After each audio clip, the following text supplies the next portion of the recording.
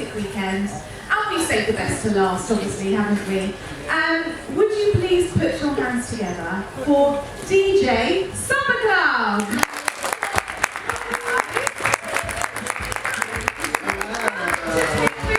You guys haven't been here before, have you? I've never been here. Daniel came last year. Okay. Just to look at that. Yeah. Did you not come in here last year? I did. I saw one chef. I can't remember which one though, but it was good fun.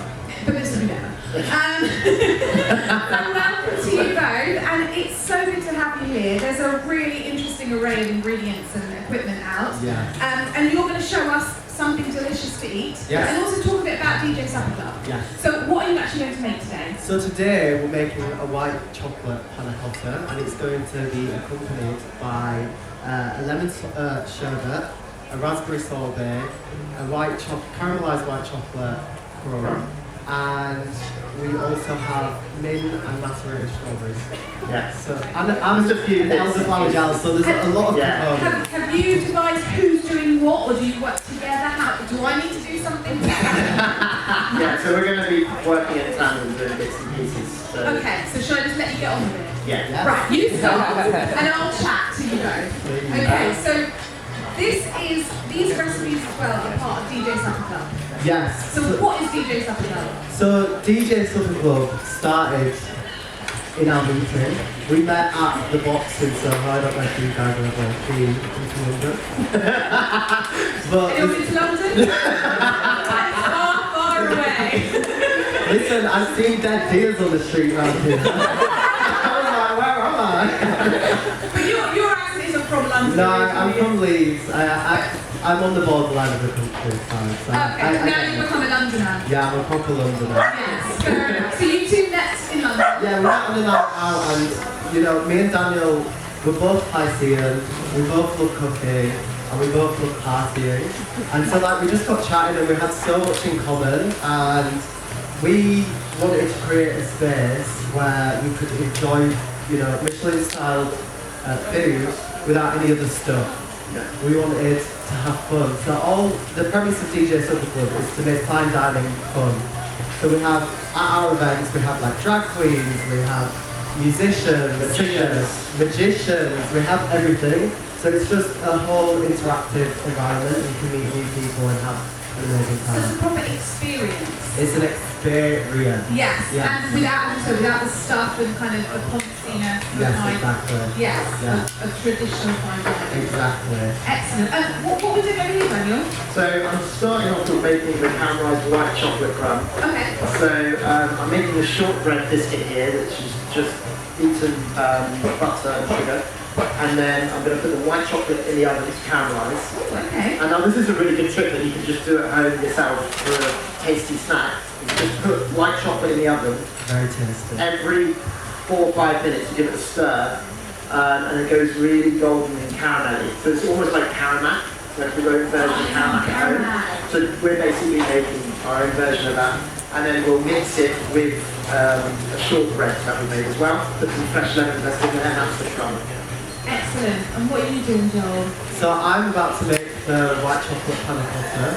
So I'm just going to put 600 millilitres of double cream into the pan, and we're going to heat it up with some milk, sugar and vanilla pod, and melt the chocolate down. And it's as simple as that for now. Okay, and then we'll get to the complicated bit. Yeah. Fair enough. So both of you obviously love cooking. Yeah. So obviously you said how you met, so how did you decide to actually start DJ Supper Club? So I started cooking when I was 15, and I worked in a restaurant in the kitchen, and I had a bad experience personally. It's quite homophobic and very masculine, and I'm obviously quite preparing. So I became a model after that, and I kind of just left it all behind.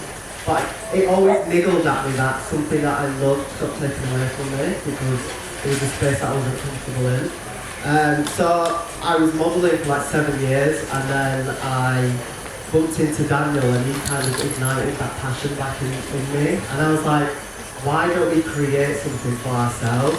We can make the space our own. It can be an inclusive safe environment. And Daniel, you've worked with somebody you may have heard of before. What was his name again?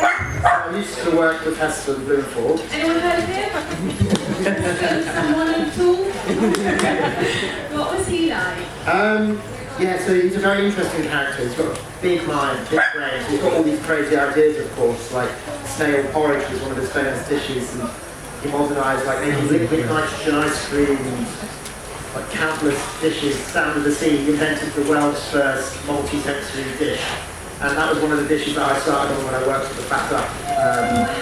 So basically, it's involves all your senses. So you have headphones that you put on whilst you eat the dish, listen to the sounds of the sea, listen to like ice cream vans, seagulls, waves lapping against the shore, and then the dish is basically, it resembles a seaside. So you've got edible sand, you've got edible seafood, and then 3 different types of sashimi as well.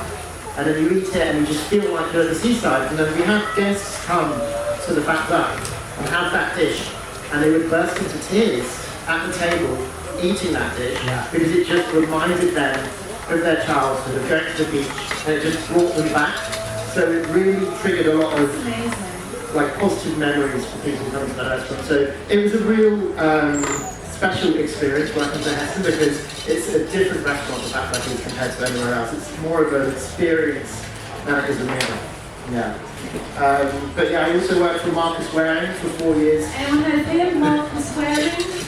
He used to work, he has a couple of TV shows. He's the judge on MasterChef The Professionals, if anyone's ever seen that.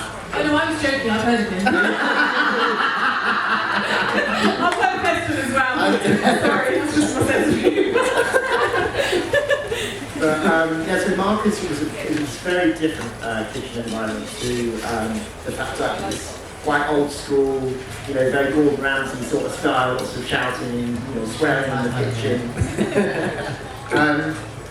But that sort of taught me all the basics in the kitchen when I worked there. I learned how to make sauces, souffle, cook meat, cook fish, and all of that. Then the Fat Duck is where I sort of refined my techniques and learned all the scientific things.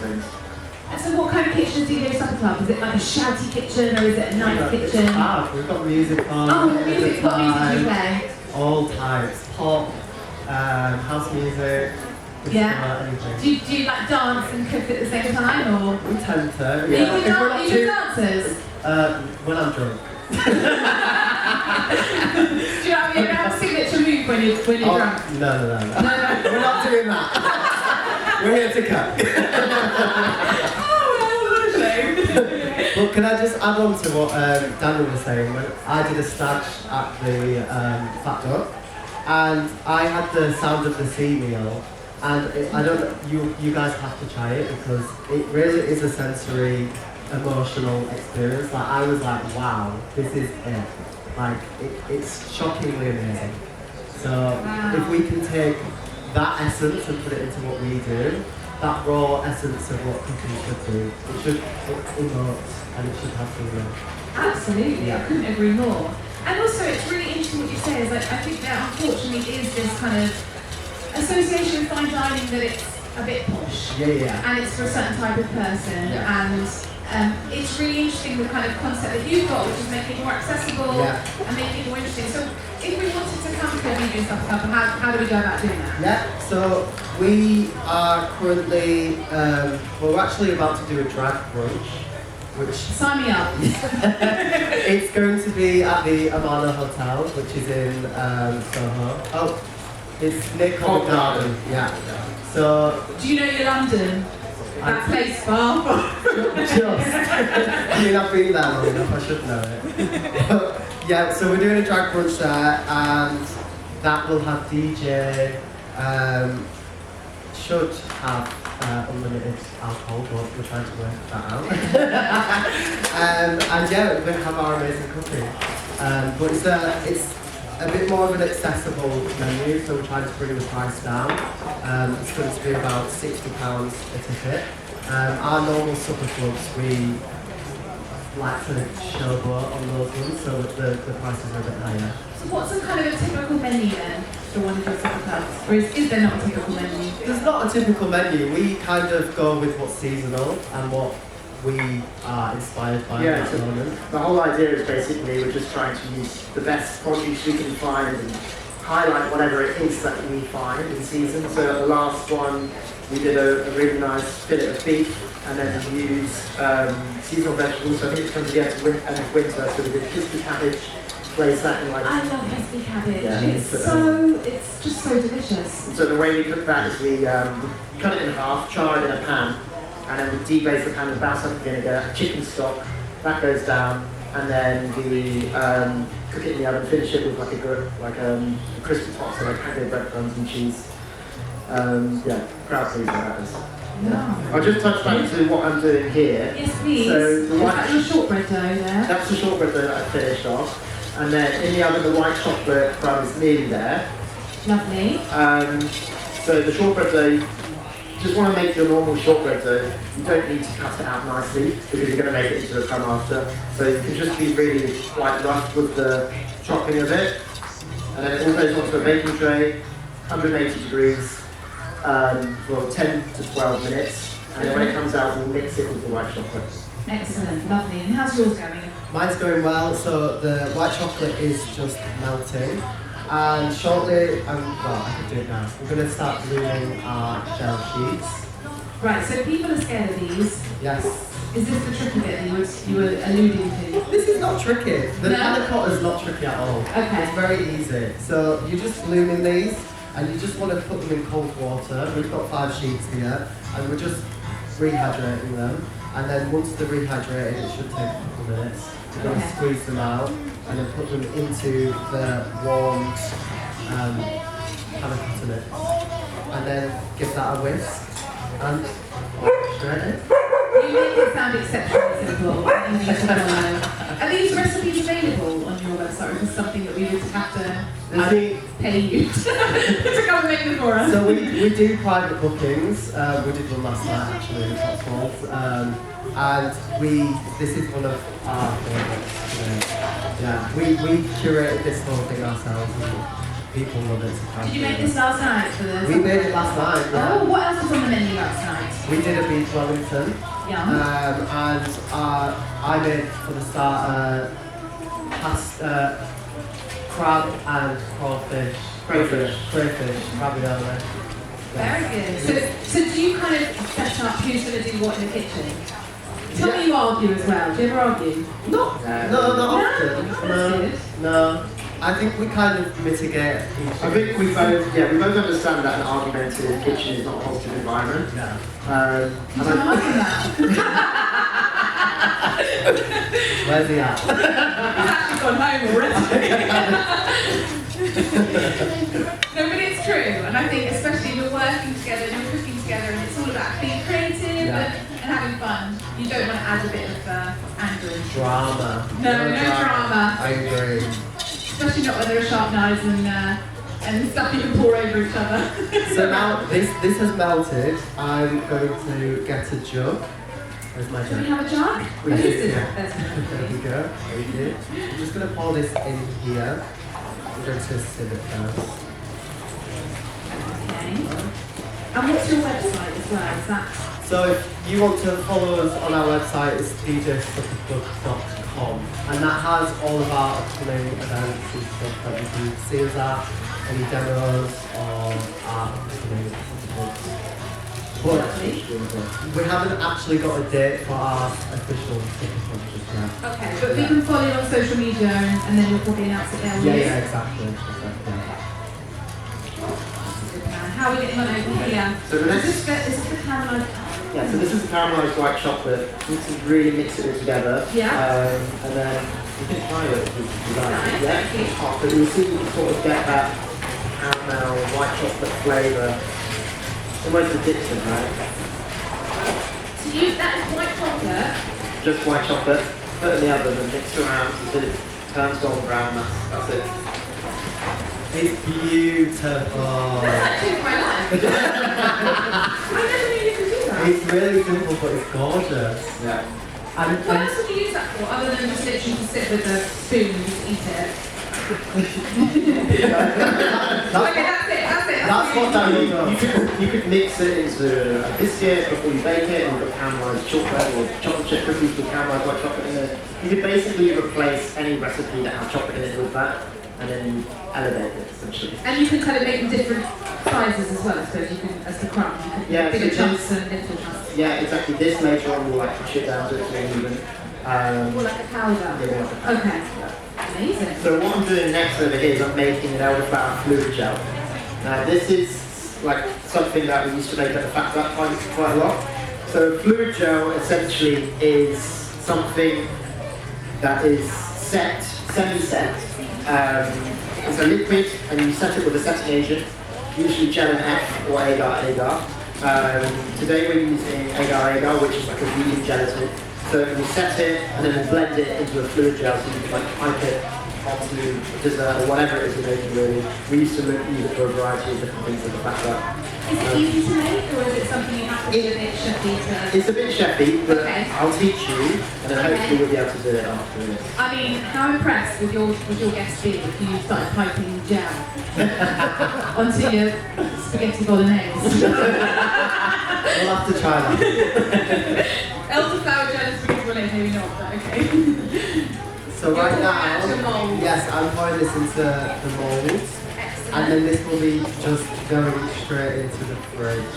And how long will that take to set? I mean, it depends on the size of the mould, but this should take about 2 to 3 hours. Alright, everyone okay for 2 to 3 hours? Thankfully, I made one earlier. Oh, that would have been a shame. We just sat here and chatted. So I'm just going to put this under here, and I'll show you the ultimate. Okay, perfect. You've got some steps. There we go. Yeah, so the fluid gel, it's the same technique for any liquid basically. So we're using elderflower cordial here to make an elderflower fluid gel, but you know, you can do an orange gel, you can do an apple gel, you can do an pineapple gel, you can do whatever you like. But generally juices work better. What you have to do is you have to bring your liquid to a boil, and for every 100 grams of liquid you have, is 0.1 grams of agar, which I have here. So I've got about a litre here, so I've got 1 gram of agar there. Okay? You bring your liquid to a boil, and now this is seasoned, it's perfect, it's ready, I've tasted it, it's good to go. So it's the elderflower cordial, I've seasoned it with a little bit of lemon juice to get some acidity in there, and then a bit of sugar, and that's it basically. So we bring this to a boil, and then as soon as it starts boiling, you whisk in the agar for a minute, and then that gets set in the fridge, and then I'll show you what to do. And how long does that take to set? That only takes about 20 minutes or second. Okay. Not very long. Okay. Do you have one you made earlier for that? I do. We're very efficient. I don't doubt that for 1 minute. I really don't. I've always wanted to do that. I always used to watch like Blue Peter and things like that. Here's one I made earlier. Yeah, just whip it at his I know. It's even better when someone else makes it for you earlier. Right. I'm living my dream. Yeah. So Throwing that in, sorry. Yeah, so now it's boiling. Yeah. Roughly 1 minute you need to boil that for because that activates the setting agent and it will allow it to set in the fridge once it's gone in there basically. And then we'll blend it and it'll be a nice gel ready to pipe on top of it. Amazing. Sorry Joel, what were you've got Yes. yours ready and made. So I'm going to be doing the sherbet, the lemon sherbet next. And so we have citric acid, and we have sugar, and we have lemon zest, and it's really as simple as that. So that's another thing that people are like, oh, how do you make sherbet? And it's literally 3 ingredients. Okay. So I'll get on with that. I'm just going to put the sugar in. We've got 40 grams of sugar and 10 grams of citric acid. I have to say on a personal level, the fact that you decided to make really sweet things is like the way to my heart. I love it. I love every single thing you're making. I think it's brilliant. Obviously you make savoury dishes as well, so you do make a bit of everything. But are sweet things more your favourite, or is it just what you chose to do for today? Or I prefer savoury. do you? Personally, I prefer cooking savoury. But I've done a year in pastry. I did a year at Marcus Waring in the pastry department. Right. So I kind of appreciate, you know, the art of cooking desserts and all of that and stuff. But this was one of our desserts, one of our supper cups. So Yeah. it's really highlighting what we do and what you can have. Yes. Kind of nice one of those. Excellent. I personally love absolute treat. Do you? Yeah, I was actually going to apply for Bake Off one year because I was like, I'm not doing anything else. It was during the pandemic and I was like, why not? But then I didn't. Life took me in a different direction. I mean, that's an interesting idea. I'm not too much else. Maybe I'll apply for Bake Off. We had Matthew on yesterday who was on MasterChef, and during lockdown he learnt to cook and kind of honed his cooking skills, and then decided to apply for MasterChef and literally used his lockdown to really work on cooking. And I just feel like all I did in lockdown was drink wine. So I'm really excited that I didn't use my lockdown properly. No, I was there making bread like everybody else. Did you? Yeah. Sourdough. Banana bread. Banana bread, cinnamon rolls, everything. Everything. Yeah, you and the rest of the population. Yeah. You're right, can I get you something? Spatula. Can we have a spatula, please? The kitchen there is a bit of spatula for you. Oh yeah, that's perfect. Use that. Oh. Yeah, so this gel, once it's boiled for a minute, you pop that into the fridge. And here's And here's one you There's one. And then this goes straight into the blender. And then you just basically want to blitz that for about 20 or 30 seconds, just until it's, I think I've got an extra. 20 or 30 seconds until it's a really smooth gel. Amazing. And so over here we've got our lemon sherbet. Yes, and I'm just going to massage the lemon into the sherbet. Yes, we want to get all the oils out of the lemon and get all the flavour into the sherbet. Okay. So here I go. I'm very good at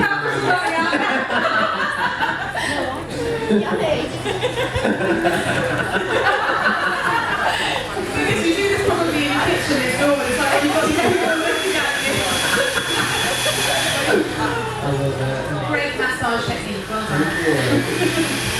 So you don't stay tonight.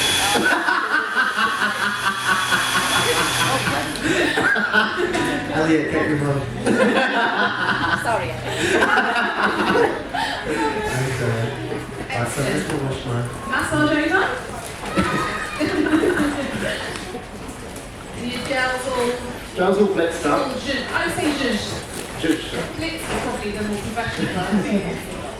And then the shortbread is very in there.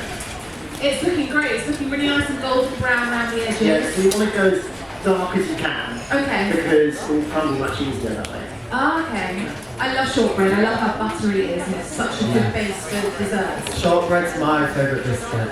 Shortbread and lemon is amazing. What's your favourite biscuit? 'Cause this is quite it's like being my controversial. favourite child. Are you a Charlie Dolce kind of girl? I love all biscuits, I'm not going to lie. Although, You're not discriminating with biscuits. well, I'm going to say Garibaldi is a disgrace. Okay. I like a ginger nut. Oh, that's disgraceful. To me, that's disgraceful. What? It's a ginger nut. It's amazing. Not for me, Great for a babe. cheesecake base as well. That's true, that's true. In that context, yeah. Okay, so you're a shortbread guy. Shortbread. What are you? Malted milks. You know those malted milk biscuits? I love them. I think that's a disgrace. Okay. Just a room full of disgraces. So right now, I'm going to be toasting my coriander seeds. And this is quite an interesting one. We basically married the coriander seeds with the strawberry. And we'll have you try one shortly. Yes, please. But it really, coriander seeds and strawberries, just, I don't know what happens in the mouth, but it's one of those combinations that just works so well. Do you know the science behind it? I don't know the science behind it, but I think it's just one of those flavour pairings that combine really well together. Yeah. The coriander seed is so small, but it packs so much flavour. Yeah. And when you're eating this dessert, there's only 4 coriander seeds per plate, but you just get this burst of spice and flavour when you have one of these seeds. And because they're toasted, it has that really nice flavour, so deep coriander note in there. It just works really well. Yeah. And that's the thing with fine dining as well, isn't it? It's about that flavour journey and That's about it, everything, every ingredient complementing and accessorising and taking you kind of through, you know, spice and sweet and savoury and everything. So it's, I think what people maybe don't understand is when you're putting these menus together, you're really looking at it in a scientific way, aren't you? And this is why I love this recipe in particular, because I think this is such a complete dish. Like it really does take you on a journey from the coriander seeds to the fresh mint, which will be plated, to the sherbet, which I should actually put on. Sorry, I'm distracting you. It's like I got distracted with the biscuits and the massage. That's what they all say. So basically, in an ideal world, we put this in a dehydrator, and what you can do is leave it in a cool, warm place overnight just to dry it out a little bit. But like before, I made them earlier, and it's just here. So we'll be doing that. Can we also all take a minute to look at this beautiful slicing of strawberries that come here? This is not how I do it at home. So yeah, the strawberries, cut them in half, and then just the base of the strawberries, I'm cutting at an angle like so, and going right down to the tip there, so that when they stand up, you see the presentation of the cut side of the strawberry. So it just looks a bit better on the eye on the plate. And then all of the strawberry ends here, we usually make into a sorbet, so we're using all the strawberry No here. wastage. Exactly. And then what we do with the strawberries, supper club, is we sprinkle them with sugar, and then basically that allows some of the moisture to come out of the strawberries, and then we put them in a backpack machine, sort of a chamber vacuum machine, shut the lid, and then it reabsorbs the sugar, and then when the pressure's released, it lets it back out, and they go really bright red. That basically macerates them really quickly, and it absorbs the sugar and makes the strawberries taste better, basically. Yeah. But we can't do that. Yes. Macerate the strawberries, people. What did you say? Sorry. Oh dear. It's a family show. It was. So yes, I feel like I'm in the way for you to do that, so I'll nip back over this side. Right, so how are we doing? We're doing really well. These are almost toasted. Okay. And then we're almost ready to start plating. That sounds good to me, because we've probably got about 5 minutes. That's fine. That's fine. Perfect. Excellent. So- I hope nothing's going to time. Yes. So Anyone I'm was just thinking you ran a supper club? That would be terrible though if you had your guests there and you weren't ready. You have to be really clockwork, don't you? You do. And a lot of the prep happens the day before, because you need to be on top of your job. Yeah. You can't just leave everything last minute. Is there any job you hate doing in the kitchen? Cleaning. We both struggle through it. Yeah. So how do you delegate that? We both attack it. Because like, You have to. you have to. In the Yeah. kitchen you have to share the roles. You have to do everything. The quicker it's done, the quicker you can leave. Yeah. But I think we can all tell what you need to. You've got a nice chemistry and a nice camaraderie between the two of you. Yeah, And we yeah, do. the rhythm really works. Yeah. You kind of know each other's place in the kitchen, completely unlike other people like me and my husband in the kitchen. It definitely works. And so I think obviously with the cleaning as well, Yes. really that works too. But maybe when, hopefully this gets even bigger, Yeah. you might get something clean for you. I mean, That should be what we should aim for. yeah, exactly. So, What I should think I would do. No, not me. You wouldn't want me cleaning for you. I don't clean my own house. Love that. So we're putting the coriander seeds on the strawberry, so once you eat the strawberry you'll have the infusion of the two. And Love it. it's amazing. I absolutely love it. So I've mixed the shortbread now with the white chocolate, which is just here. And then just to finish that off, we're going to add a little bit of lemon zest, fresh lemon zest to finish. So you get that nice freshness from the lemon in there. Lemon and shortbread is a wonderful combination, isn't it? And white chocolate as well.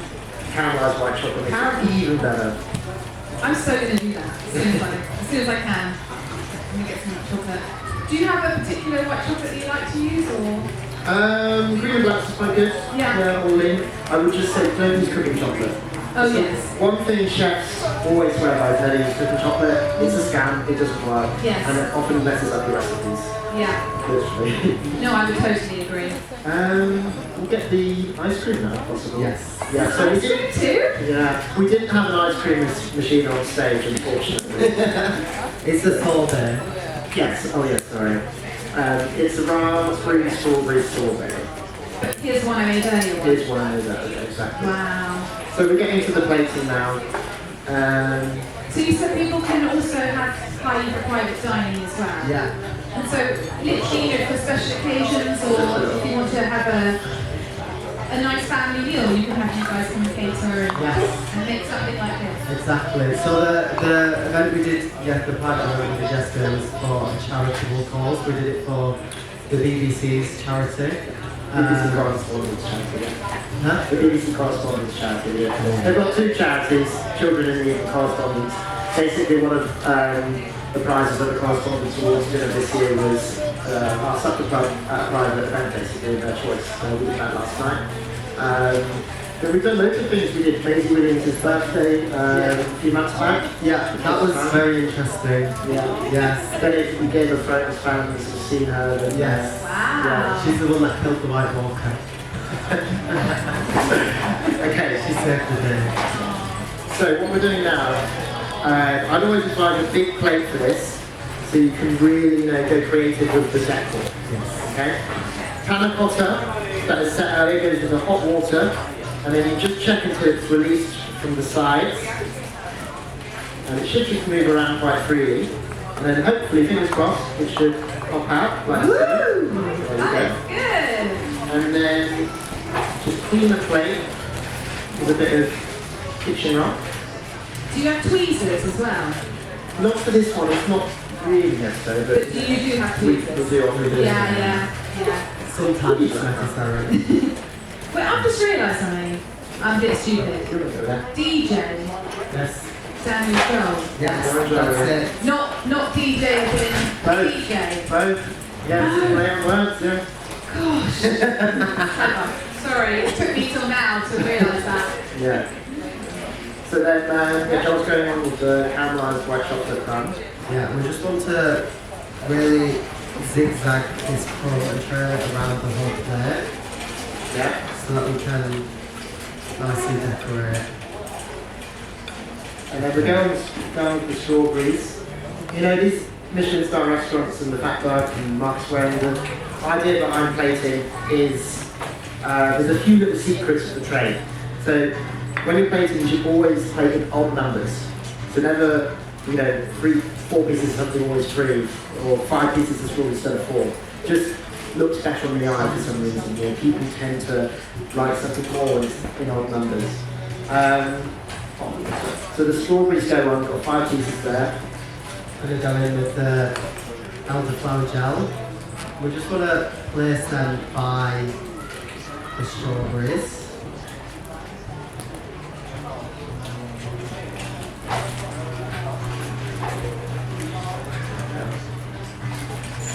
And then got the mint now. Mint's like that. So the mint, you want it to stand up like little trees, just going into the gel there. It just adds a little bit of height to the dish. Everyone's mesmerised. So, and then we've got our raspberry sorbet. Raspberry and strawberry sorbet. And you find a good spot for it. Are you quinelling? Quinelling. Oh, this is, I was hoping for a quinel. this is something you need to practice because it's not something you can do straight away. So you need hot water, hot spoon, and then ice cream that is at a temperature that is scoopable. So you go straight in, you go from the back, like so, pop your spoon in again, clean it, and then you go around, the side of the bowl, then I go onto my hand just to smooth it out, and onto the plate. That is a perfect Gorgeous. Yeah. And then We're going to go in with the sherbet to finish.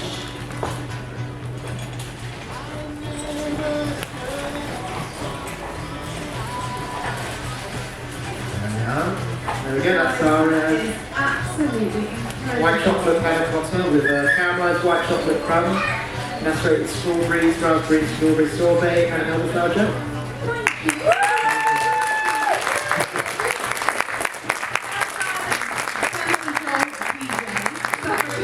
These guys, check them out on social media and on their website as well. I think what you're doing to make fine dining more accessible is absolutely brilliant, and the food looks incredible, and I'm sure it tastes incredible too. I'll find out soon. Thank you so much everybody for being here at Thame Food Festival. I hope you've had a lovely time. Hopefully see you next year. Safe journey home. Thank you. Thank you.